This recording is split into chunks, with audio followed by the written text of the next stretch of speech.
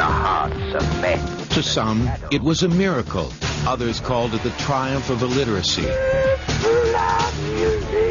Radio. It revolutionized the way people learned about their world. That's terrible. Oh, my, get out of the way, please. It changed forever the way people would be entertained. Got to straighten out that closet one of these days. Now, out of thin air, the invention of radio on Modern Marvels.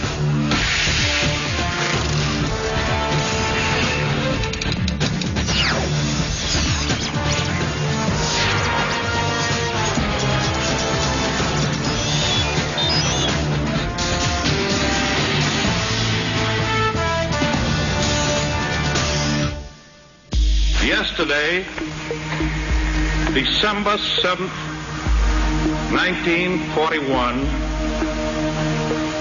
a date which will live in infamy. On December 8th, 1941, 60 million Americans tuned in their radios to hear President Franklin Delano Roosevelt ask Congress to declare war against Japan. Empire of Japan. On that day in 1941, radio occupied a position at the very center of American life. People relied on it for information, entertainment, very often religion, and as a lifeline to a world around them. No one knew the power of radio better than Roosevelt, who had used the medium so effectively to reassure Americans during the dark days of the Depression. Now, once again, they listened to the familiar voice of their radio president in living rooms, offices, automobiles, restaurants, grocery markets, or gas stations. Radio was everywhere. It was taken for granted. Yet just a few short decades before, it didn't exist.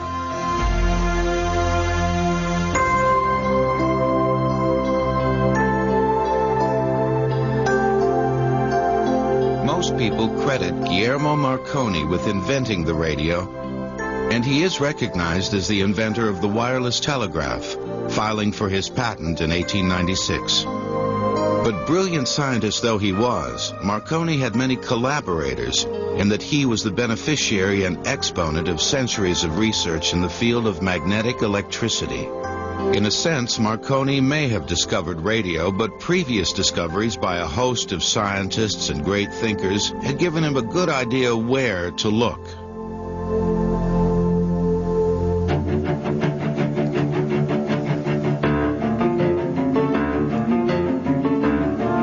Man's desire to wage war created the need to communicate quickly over distance and thereby gain advantage over the enemy. Medieval knights reflected sunlight on their shields as signals. Napoleon soldiers rallied to trumpet and drum. Native American Indians exchanged smoke signals, while American colonists communicated with flags. In the early part of the 19th century, the discovery and development of the electromagnet made telegraphy, communication over wire, scientifically possible. In 1835, Samuel Morse sent his first message in dots and dashes over telegraph wire from Washington to Baltimore. What hath God wrought? By the beginning of the Civil War, the same country that was about to divide itself in conflict north against south had been stitched together east to west with the completion of a transcontinental telegraph wire. 2 years after the close of the war, a transatlantic cable was laid. Not long after the telegraph lines went up, scientists became aware that electrical current was leaking from the wires and magnetizing metallic objects at a considerable distance. The reason for this remained a mystery until 1856, when James Clerk Maxwell, an English physicist, offered mathematical proof that electrical impulses travel through space in the form of waves. These electromagnetic waves, he wrote, were similar in form and equal in speed to the velocity of light. Well, I think the history of radio starts with a man named Clerk Maxwell in the 19th century, who really stands as one of the most important physicists of all time, and really as important as Newton. Clerk Maxwell postulated the existence of electromagnetic waves, which of course are responsible not only for sound, but for all of the light that we have around us. In 1887, Heinrich Hertz, a young German scientist, attempted to apply Maxwell's theory. He fashioned an apparatus that had two metal balls separated by a narrow gap. He connected this device to a coil of wire, a battery, a switch, and a Leyden jar, a device for storing electricity. With the flick of a switch, Hertz caused electrons to jump the gap between the balls by alternating the polarity of the balls from negative to positive. Hertz called this device an oscillator because the spark oscillated or switched back and forth continuously as long as the alternating current was maintained. Experimenting further, Hertz attached a metal ball to each end of a length of wire. He fashioned the wire into a loop but left a narrow gap at the ends. He then placed the wire loop near but not touching the oscillator. When he turned the oscillator circuit on, a spark jumped between the gap and the loop. How could this happen, Hertz wondered, when the loop and the oscillator were not even connected? The answer, Hertz speculated, lay in the existence of electromagnetic waves. These waves had traveled through the air from the oscillator to the spark. This simple experiment was the first radio transmission. Hertz's oscillator had been the transmitter, and his wire loop had been the receiver. 5 years later, 18-year-old Guillermo Marconi read of Hertz's accomplishments and saw instantly the commercial possibilities of wireless communication, especially in the shipping industry. He turned the third floor of his family home into a workshop, read everything he could get his hands on relative to Hertzian waves, and sought to take up where Hertz and others had left off. His parents had a very large estate in Italy. His mother was a Jameson from the Irish Whiskey Company. And when Marconi could not get the Italian government interested in his wireless telegraphy, his mother took him to London and connected him with the British postal authorities. And they saw the potential of what wireless telegraphy would do and immediately snapped up the patent. Though untrained as a scientist, Marconi was able through trial and error to increase the efficiency of Hertz's oscillator. Then he added a grounded antenna, which he found strengthened the waves, although he didn't know why. Later, he determined that by raising his antenna, he could increase his transmitting range.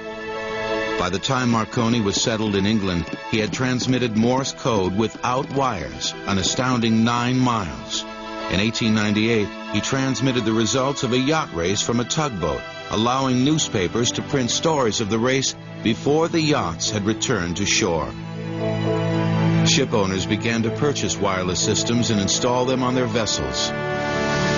On March 27, 1899, Marconi sent a wireless signal across the English Channel to France. Overshadowing some of Marconi's success, at least in his own mind, was the fact that he thought in order to be a success, wireless had to be private. The telegraph and the fledgling telephone were private, connecting only a single caller and receiver. But wireless could be picked up by anyone with a receiver. Privacy, he felt, was the key to success in communications. But before signals could be isolated, they would have to be distinguished, one from the other.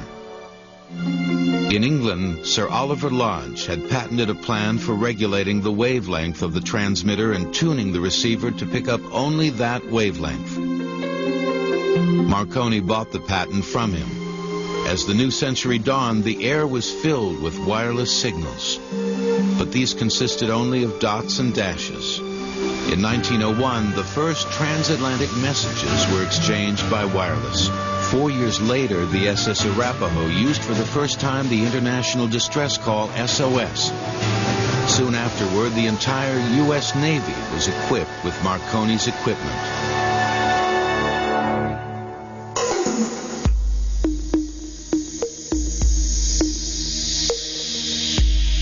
On Christmas Eve in 1906, professional and amateur wireless operators in the area of Brant Rock, Massachusetts, picked up a transmission they would never forget.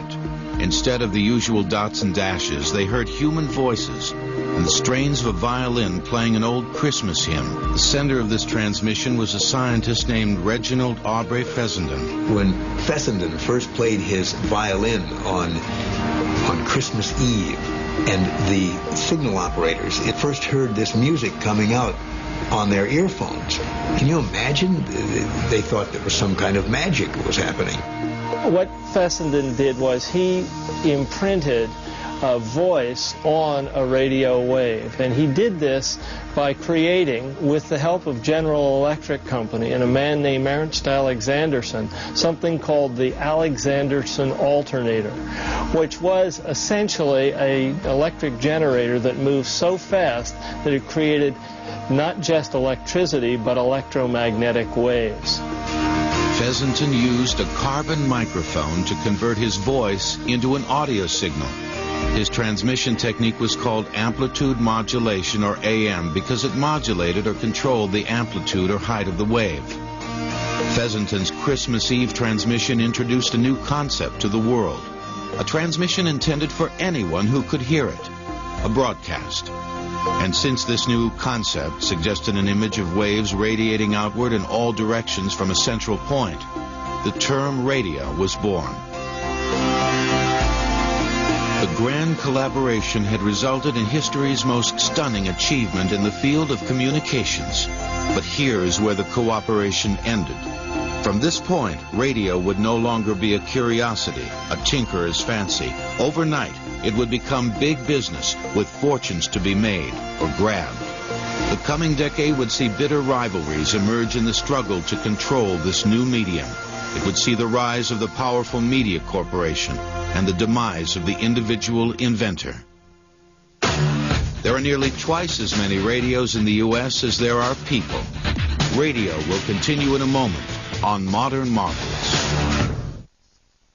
There's really been no easy way to remove a strip screw until now. It's the innovative Craftsman screw-out damaged screw removers. Available only from Sears, it's the fast, easy way to remove damaged screws. Unlike ordinary screwdrivers or driver bits, the Craftsman screw-out damaged screw removers are able to dig in, get that needed resistance, and twist the screw out. It's made of heavy-duty steel, and it can work with either a drill or a hand driver. So call now. Get 3 different sized bits and case for only $19.99. Or head over to Sears. With this tool, you can take on almost any screw. Phillips, slotted, Torx, hex, even works on rusted screws. Painted over screws, too. Yep, Craftsman makes anything possible. Craftsman screw-out damaged screw removers, the easy way out. Call now and order yours for only $19.99. To order your set of 3 Craftsman screw-out damaged screw removers, have your credit card ready and call 1-800-447-8585. IBM ThinkPad. Real people, not actors. Have you seen the new IBM ThinkPad? This is nice. This is light. It's a lot lighter. It's slick. It's manageable. It's easy to carry. Do you travel for your work? I'm on a plane about every week. They got a little light there for your keyboard. No way. Well, I'm loving this little red button here in the center. That's the mouse. Oh, that's the mouse? I want something that's not only efficient but reliable. All of these computers can use Rapid Restore. That lets you go back to the last time the computer saved. So it's almost like backing up your computer every day. They have a thing called the Ultra Bay Plus. You can put a CD-ROM. You can put a DVD. I love this thing. I think I felt like the IBM was more expensive. Actually, this ThinkPad notebook starts at just $11.99. It has a mobile Intel Pentium 4 processor M to help make your business more productive. Buy yours with the mobile Intel Pentium 4 processor M today, and you can get this port replicator free, making it easier to connect multiple devices. Would you know how to buy an IBM computer? I would guess IBM.com. If I were younger, and if I were more on the ball, I'd get one of these. If you have a tax problem or owe money to the IRS, please stay tuned for some important information. The IRS is now reconciling back-owed taxes, liens, levies, payroll taxes, even penalties. If you act now, the Seidemann Law Firm can settle your IRS debt for just pennies on the dollar. Don't wait until it's too late. Call the Seidemann Law Firm now and settle your IRS problems for only pennies on the dollar. Don't be another IRS victim. Call today for a free confidential tax analysis. Call toll-free now, 1-800-354-3400. We now return to radio on Modern Marvels. Fesenton's broadcast had sent radio technology spinning off in a new direction, and soon inventors and wireless operators alike were experimenting with ways to more effectively broadcast the human voice. But a better, smaller generator and a more sophisticated receiver were needed. Early receivers contained mineral rocks called crystals. These changed the alternating current of the incoming wave into direct current, allowing the sound to be heard. Crystal sets, as they were called, were inexpensive and popular. But since they operated solely off the lower power generated by the incoming signal, the operator had to wear headphones to hear anything.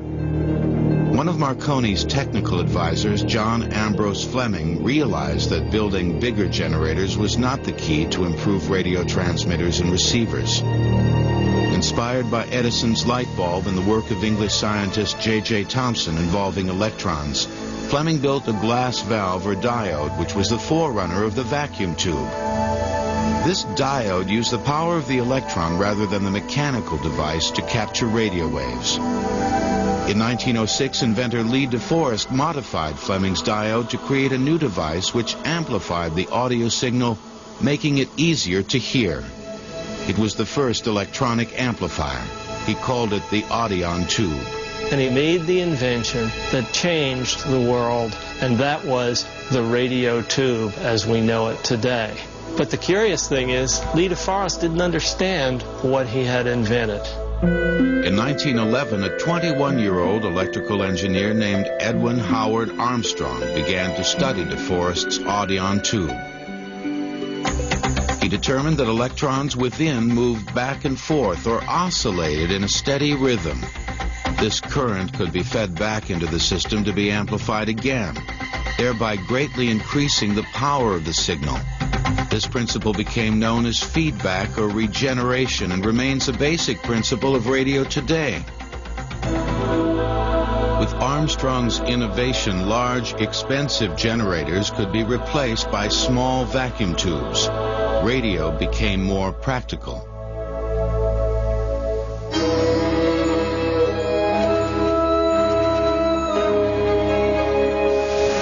On the night of April 14th, 1912, the luxury steamship Titanic collided with an iceberg in the North Atlantic and began to sink. The operator of the ship's Marconi wireless system tapped out a desperate call for help. The liner Carpathia picked up the signal and came to the rescue in time to save 711 passengers. But 1,513 others had already perished in the icy water. For the next few days, a shocked world received news of the tragedy via wireless.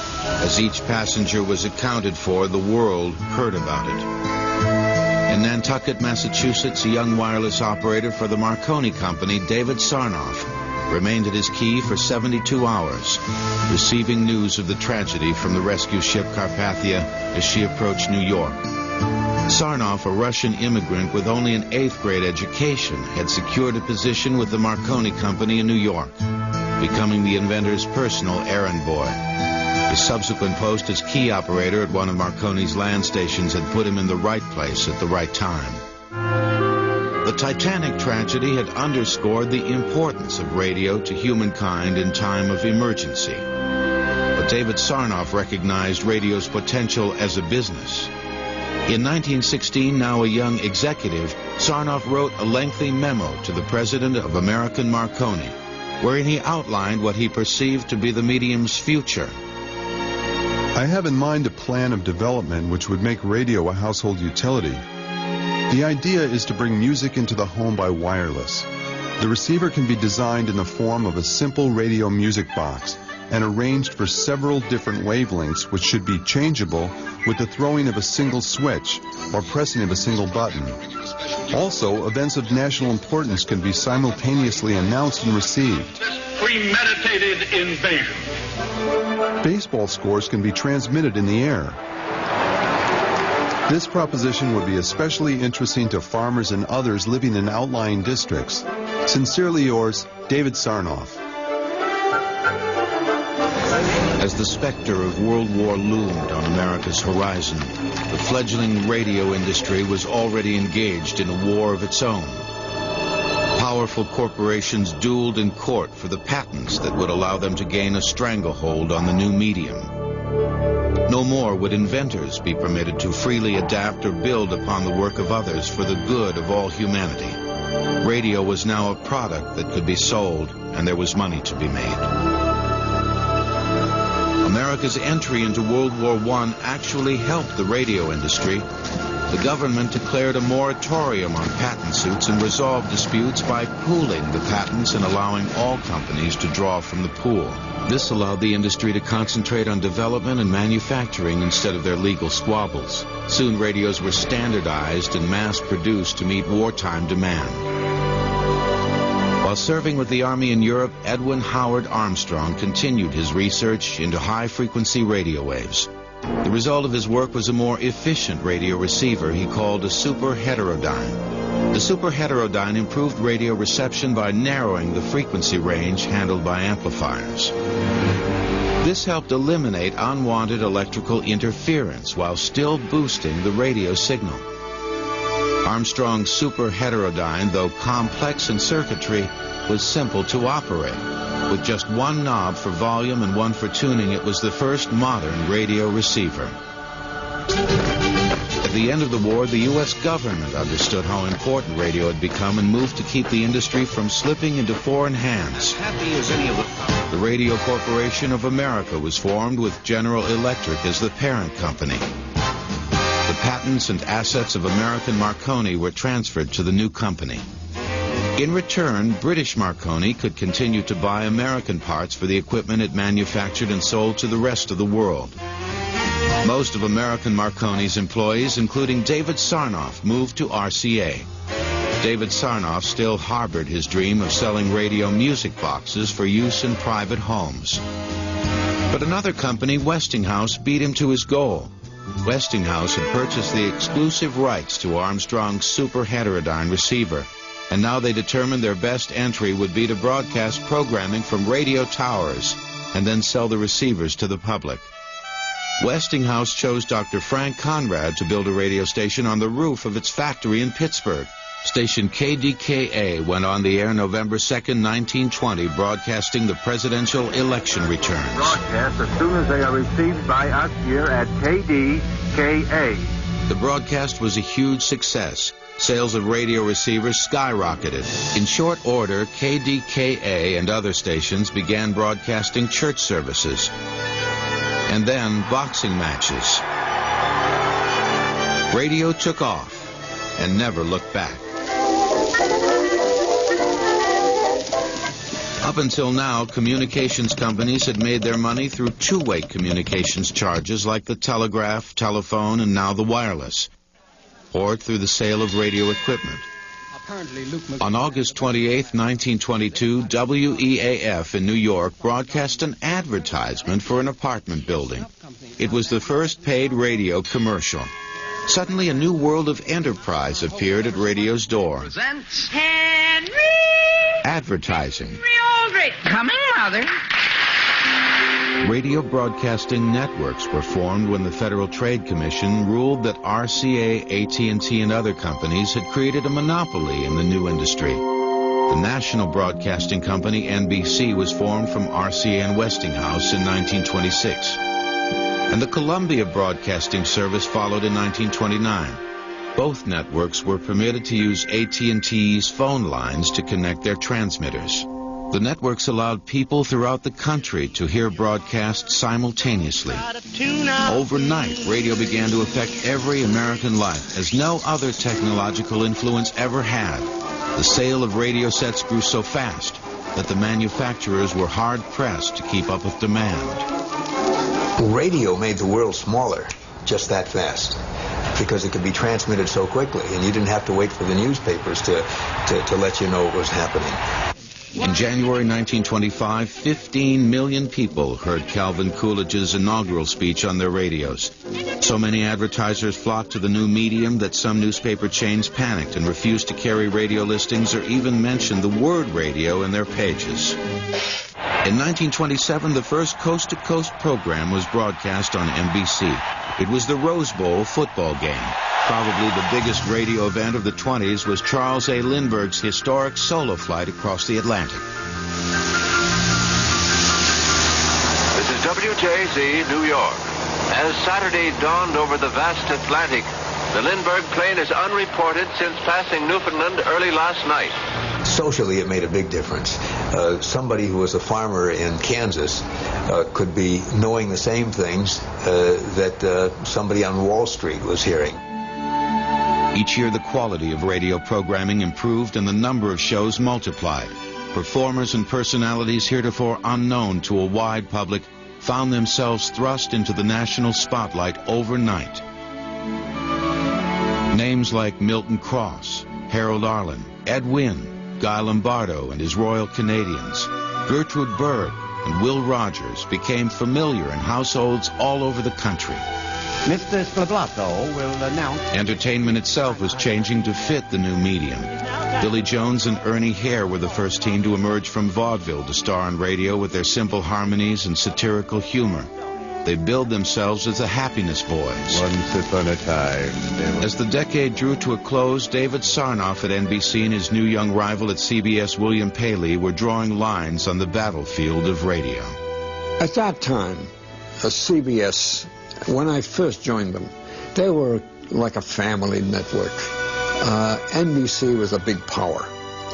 And they were not going to try to compete. They didn't have anybody to put up against Bob Hope. They would have had to have Jack Benny or Fred Allen. But NBC had them both. It was not many years before William Paley raided NBC and got Jack Benny away from them. And then the picture changed, you know. In 1929, the stock market crash pitched the nation headlong into a Great Depression. There would be dark days ahead for America, and she would turn to her new best friend, the radio, to see her through. In the 1930s, the Amos and Andy Show was so popular that many movie theaters stopped their films from 7 to 7:15 and turned on the radio, so the audience could listen to the program. Radio will continue in a moment on Modern Marvels. They turned the tide of the Revolutionary War. Their stealth and skill have turned every battle since. I'm not some crazy person. I'm out there in defense of my country. Josh Binswanger looks at this controversial aspect of military training. Snipers. All this week at 9, 8 Central on the History Channel.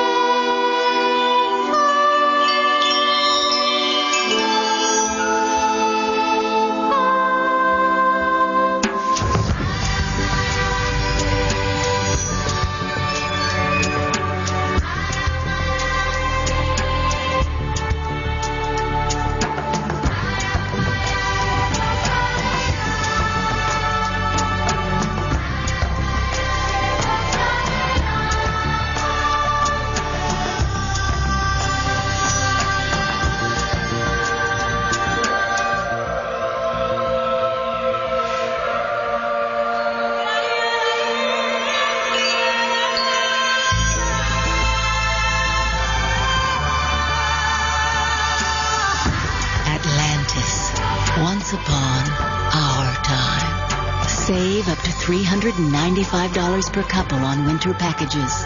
Hi, Billy Mays here for OxyClean, the stain specialist. Activate the stain-removing power by adding warm water. Use OxyClean in a solution to take out spots and stains. It even takes grape juice out of your favorite cotton shirt. Chlorine bleach can damage your clothes. With just one splash, you can ruin a pair of jeans. OxyClean is odor-free and safe on your colored fabrics. OxyClean, the stain specialist. Use OxyClean on carpeting. It eliminates red wine, pet stains, and neutralizes odors. Iodine, coffee, red wine, on the clothes and in the water. Add OxyClean. It removes the stains without the damaging effects of chlorine. Call now and you'll get a whopping 4-pound bucket of OxyClean, the squirt bottle and the super chamois. Not $20, only $9.99. Here's how to order. Call to order the 4-pound bucket of OxyClean for only $9.99. You'll also get the squirt bottle and super chamois with your order. Call 1-800-455-4848. Call now. On September 11th, our lives changed forever. Matthew Malone lost a family member on Flight 11. As he watched the events unfold, Matthew wanted to do more. Then he learned about the United Day of Service.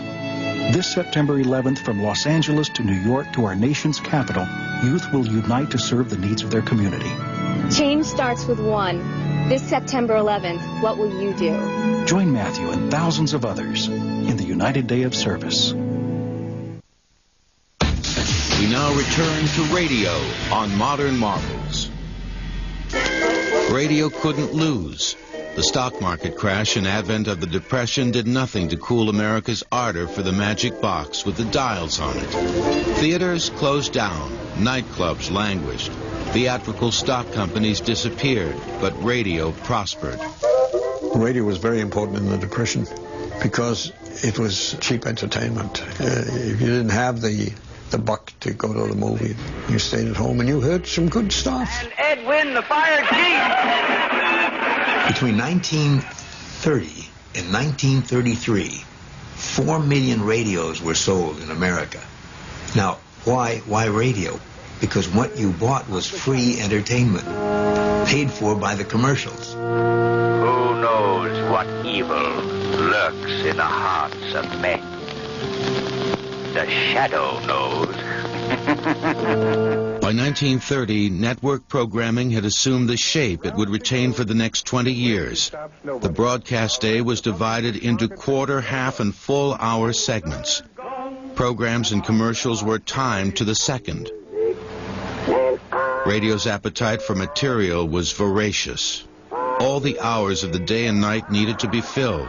Syndication of scripts and ready-made programs to stations all over the country became big business and standardized the broadcast industry.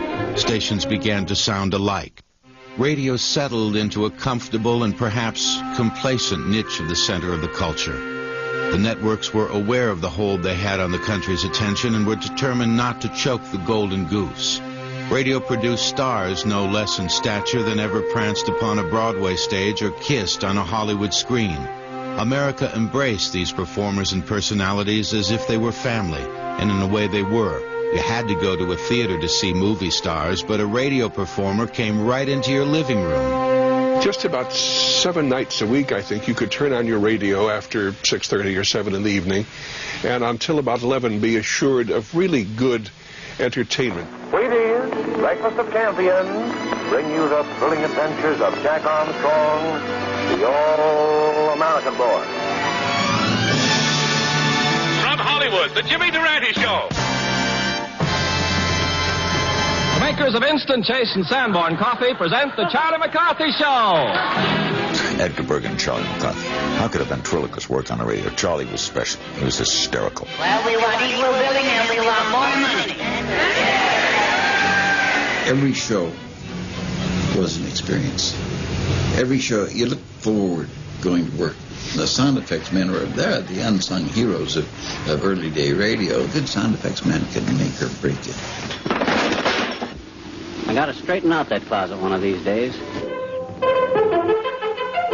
They knew that they wanted to have something aside from a fiery horse with the speed of light, a cloud of dust, and a hearty.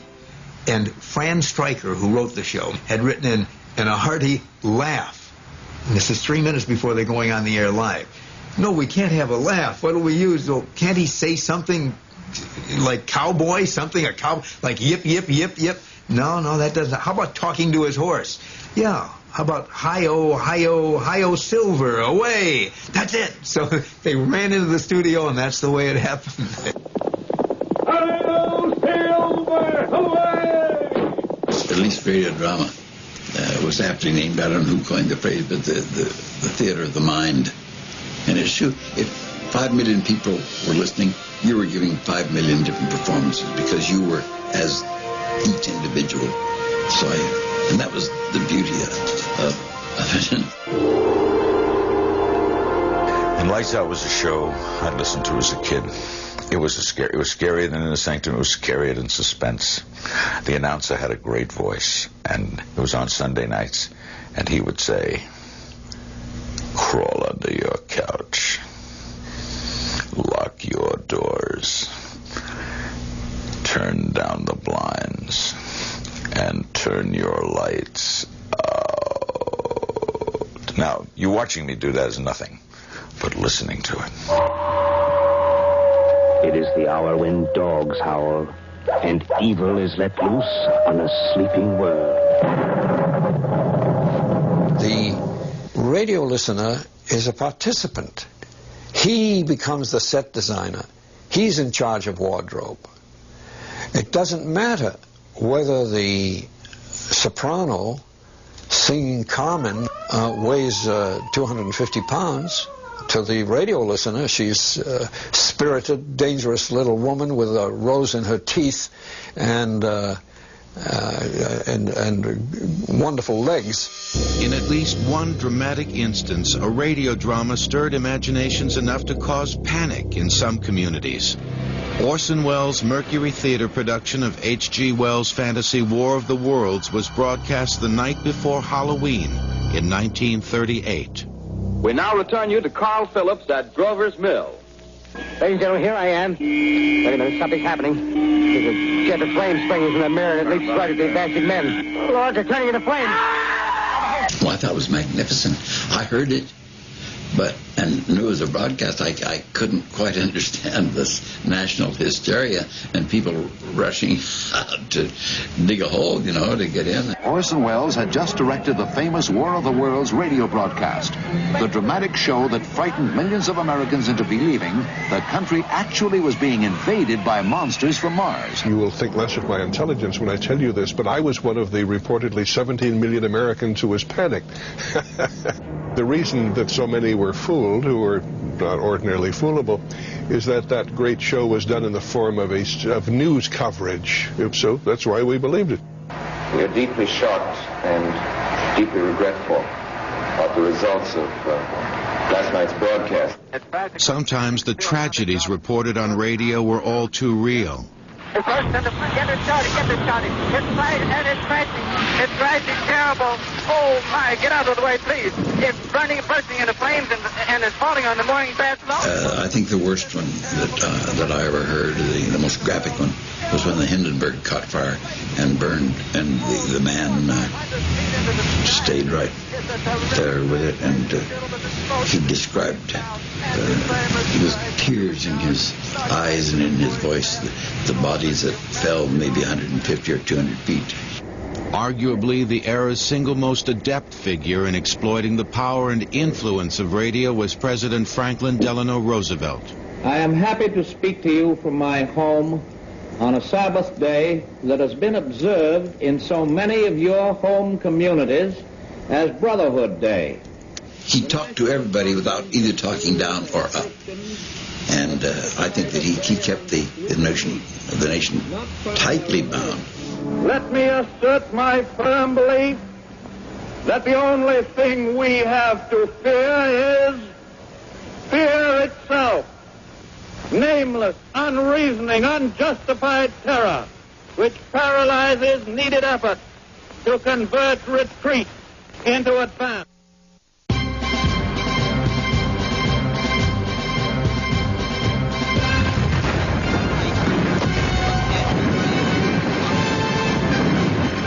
America's dreams and hopes of peace died with 3,000 officers and men in the Holocaust at Pearl Harbor.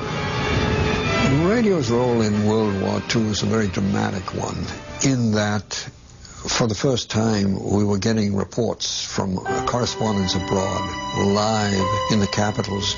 As the seeds of war began to grow and the menace increased, it was very tense time, and we depended upon radio to bring us the latest. World War II really added a new dimension to radio, and that was news. The war also demonstrated the use of radio as a weapon. It was called propaganda. Her name was Eva Toguri Dakino, but they called her Tokyo Rose. During World War II, her radio broadcasts to American GIs became both famous and infamous. Radio kept the nation united and focused on the war effort. Entertainers took to the airwaves to rally support for the boys. As far back as 1933, Edwin Howard Armstrong had developed frequency modulation, or FM, as the answer to static. When America entered World War II, Armstrong petitioned the Army and Navy to adopt FM as the format for two-way communication systems. Staticless FM communication gave the Allies an advantage over the Germans with their AM walkie-talkies. FM helped win the war. Back home, the golden age of radio was going strong. Popular entertainers of the 40s included Frank Sinatra, Glenn Miller, Benny Goodman, Rosemary Clooney, Arthur Godfrey, Abbott and Costello, Burns and Allen, and Basil Rathbone as Sherlock Holmes. For the long-haired crowd, there was Arturo Toscanini with the NBC Symphony Orchestra. The golden age of radio was the shortest golden age in history. And those who were working inside it were not aware that it was the golden age. They thought it would go on forever. But forever was just around the corner. The end of World War II brought a new era of growth and prosperity to America, and radio occupied a position at the very center of the culture. She had no way of knowing it, but the wolf was at the door, and its name was television. There is a radio in over 70% of American bedrooms. Most of them are clock radios. Radio will continue in a moment on Modern Marvels. Since the beginning of time, guys have been driven to get great stuff. And guys haven't changed. The coolest, the hottest, the fastest. Guys gotta have them. So what if it's a bit much? We still want them. And the History Channel's got them. From motorcycles to ultra-cool James Bond gadgets. Hey, it's a hormone thing. A week-long special to drool over. Modern Marvels Boys Toys. Begins December 2nd on the History Channel. Got testosterone? Hi, Billy Mays here for Orange Glow. Wood cleaner and polish. Discover the secret of pure orange oil. It cleans, it polishes, and helps protect all at the same time. Use it on different types of wood, like cherry, oak, maple, and walnut. Wood dries out. Orange Glow helps keep it looking new. It puts down an invisible shield that helps protect your wood from water spots and stains. Orange Glow leaves a smooth surface and a lustrous shine. Other cleaners don't always cut the grease. Orange Glow wipes away this grease pencil without damaging the surface. When you call, you'll get not one, but 2 bottles of our Orange Glow. We'll also include a bottle of our multi-purpose cleaner, Orange Clean. You get all this, not $20, only $12.99. Here's how to order. Call now, and for only $12.99, you get not one, but 2 16-ounce bottles of the Orange Glow Wood Cleaner, 1 22-ounce bottle of the multi-purpose cleaner, 1 cleaning sponge. Call 1-800-245-7766. Introducing all new America Online 8.0. We listened to you and designed AOL 8.0 with hundreds of exciting new features. Like the new email sort to quickly identify important mail, and the smarter search so you can find what you're looking for faster, and better parental controls to help safeguard your kids. There are hundreds of new features to easily connect you to the people and things you care about most. New America Online 8.0. Call 1-800-4ONLINE now. Now you can enjoy Canal Sur with all the news, sport reports, talk shows, entertainment programs, and much more. All of them from different countries in Latin America. Fresh, uncut programs as presented in the country of origin. Canal Sur, made in Latin America for Latin Americans. Sur, somos Latinoamérica. Now available on Time Warner's digital cable. We now return to radio on Modern Marvels. Television knocked radio for a loop. Overnight, TV did to radio what the talkies had done to silent pictures. Television had been put on hold during the war, but now came on strong as millions of young Americans, children of the Depression and weary of the war years, settled down and started living the American dream. GIs came home with a lot of money in their pockets, and they found that they could buy a new medium for a new era, and that was television. Many of the performers who had made their names on radio found new homes on TV. The public, intrigued with the idea of seeing their favorite personalities as well as hearing them, followed along eagerly. It didn't take long for television to usurp the evening hours from radio. Radio appealed to the innocence in me. Television took it away. There's no innocence on television. It's right there in front of you. Rod Serling told me once, he says, you know, when I wrote for radio, I could write, there's a dark, foreboding castle at the top of a hill. And if you could say that with a deep voice and the right organ music, whew, if I write that same thing for television, 2 technicians come in and say, well, what kind of castle you want, Rod? You want peaks? You want a little lights on? Where do you want the lighting to go? And I'm showing you the castle. Whereas radio let me invent my own castle. Innocence. The early 50s saw the networks. There were 3 by now rushing to establish superiority in the new medium. For a time, radio floundered, seeking to reinvent itself. The public had demonstrated its preference for television in the evenings, but that left mornings and afternoons open. Car radios had become every bit as popular as the cars themselves, and TV could not very well invade that territory. At last, radio found a new direction by playing to its strengths. TV, I think, probably did radio a favor, because look at radio today and look at radio in the Golden Age. In the Golden Age, in the 30s and the 40s, it thrived, and there were shows on radio. All of a sudden, those shows moved to television. And when that happened, radio didn't know what to fall back on. And then along came a guy named Elvis Presley and rock and roll. And all of a sudden, radio found itself and knew exactly the direction it should take. It was radio became local, radio became music, and radio thrived. Rock and roll saved radio. You're talking about a wonderful part of our culture that now is primarily in the automobile, the car. The car is the savior of radio. The big advertisers moved to television, and the program budgets went with them. No longer were shows prepackaged for radio stations. The stations found themselves back where they had started in the days before syndication, with a lot of open time to fill. Gone were the soap operas, the spooky dramas, adventures, and familiar comedies. Gone to TV. All that was left behind was a turntable and a microphone. And now let me tell you about McTavish's Skinless Weenies. People still wanted music and news and weather and local information, so that's what radio became. Popular music became the top 40, and the station announcer became a disc jockey. Radio set about becoming what it might have been had the networks not jumped right in at the outset, as David Sarnoff had predicted in his memo more than 30 years before. Radio would play music and broadcast ball games. Drive out toward left center field. Red Barber gave me baseball. He put it in my head. I saw the game. When I went to my first game, I was 10 years old. I walked into Ebbets Field. The grass. I knew that grass. Red Barber had explained that grass to me.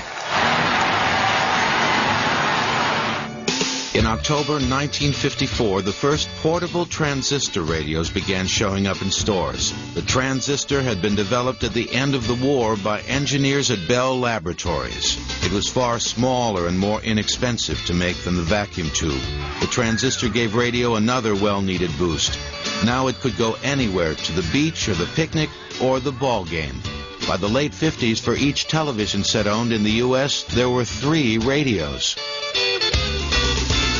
FM's moment finally arrived in the mid-50s when stereo recordings and stereo record players debuted on the market.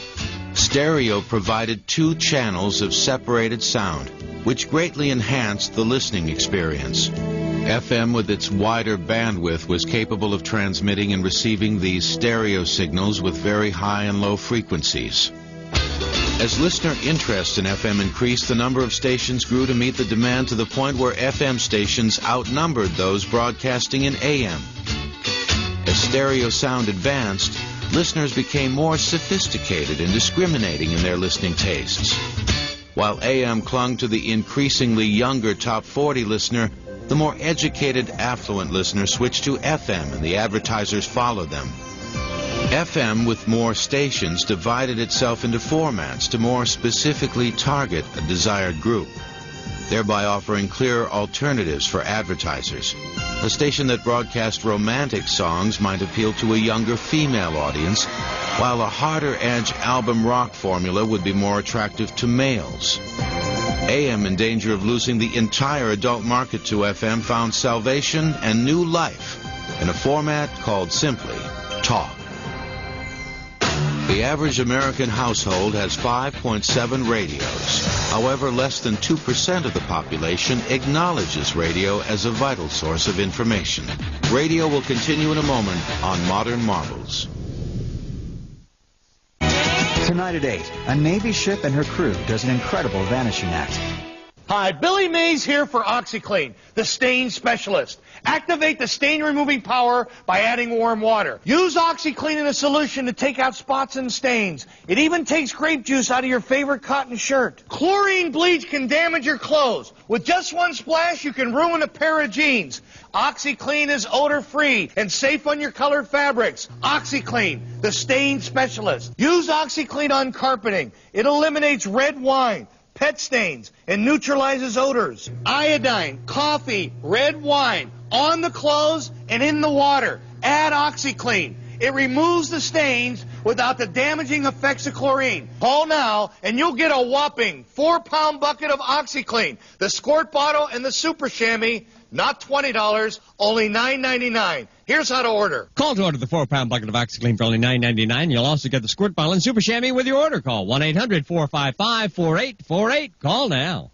Craftsman has come up with another smart solution that simplifies projects and saves you time. The Craftsman Speedlock Drill and Driver System. This patented Speedlock quick connector is the heart of the system. It fits any drill and works with keyed or keyless chucks.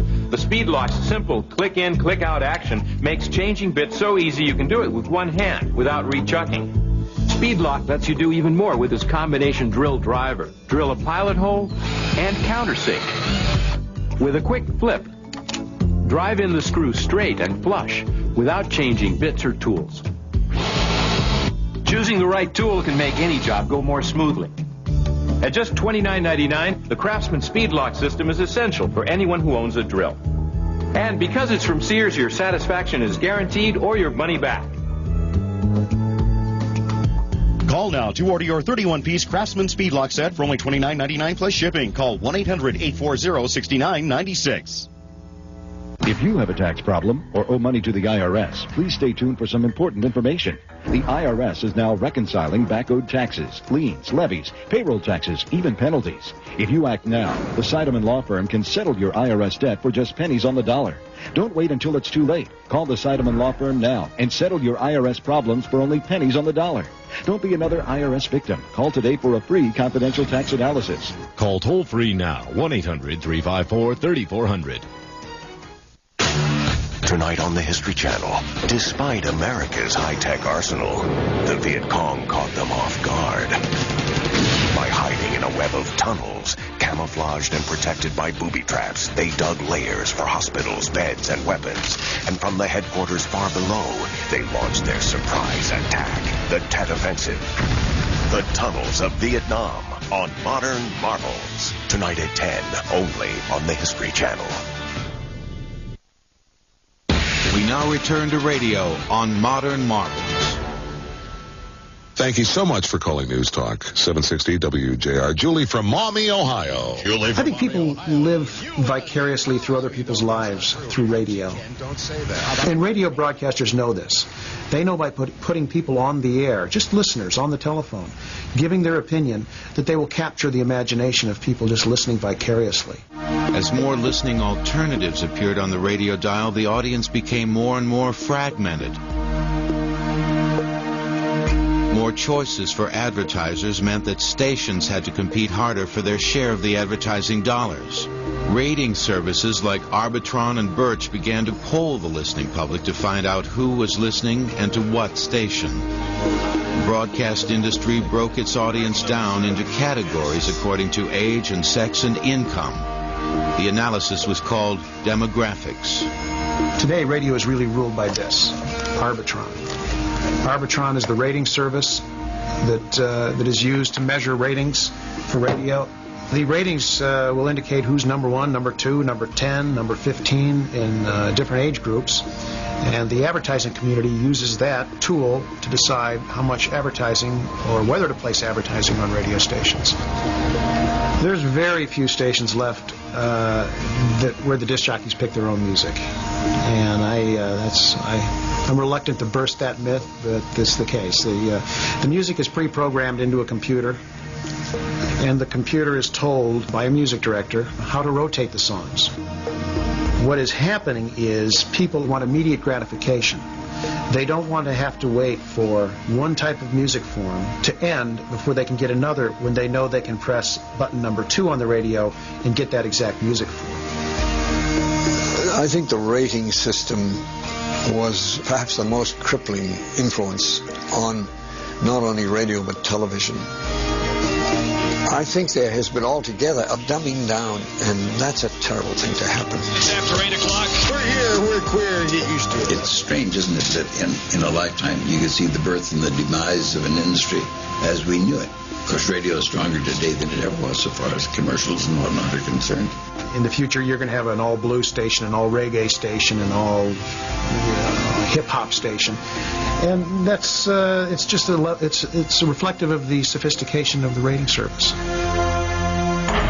1962, the satellite Telstar was launched into orbit, and the communications networks were boosted into space.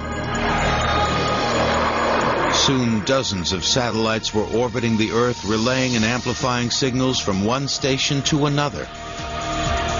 Phone conversations, radio and television programming, computer data, all signals riding on radio waves. Today, life without radio would be unimaginable. We use it for information and entertainment. Radio waves cook our food, open our garage doors, and allow us to communicate down the block or far into deep space. Remarkable that Marconi registered his patent for wireless barely 100 years ago. Perhaps the reason we take radio for granted is that we understand instinctively that it has always been here in the air around us. Radio is not so much invented as plucked from the air. It is hard to consider how far radio has come in just the 20th century without wondering what marvels await us in the next, and realizing just how fast we are rushing to meet the future. For the answer to these human problems, listen in tomorrow, same time, same station. Time marches on. They turned the tide of the Revolutionary War. Their stealth and skill have turned every battle since. I'm not some crazy person. I'm out there in defense of my country. Josh Binswanger looks at this controversial aspect of military training. Snipers. All this week at 9, 8 Central on the History Channel. Where's the best place to find anything about history? HistoryChannel.com. Any topic, anytime. Where the past comes alive. Online. Now, an exclusive home video offer from the History Channel. You can own the program you've just seen for only $24.95 plus shipping and handling. To order, call 1-800-708-1776 or shop online at HistoryChannel.com.